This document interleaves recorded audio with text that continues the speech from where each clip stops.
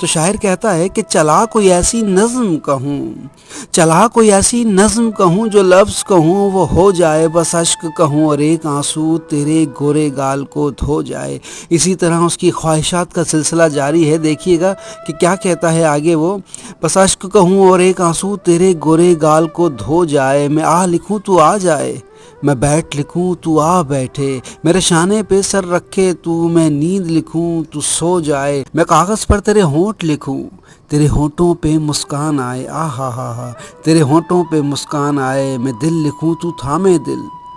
मैं दिल लिखूं तू थामे दिल, मैं गुम लिखूं वो खो जाए, उफ अभी ऐन लिखूं तू मुझे सोचे,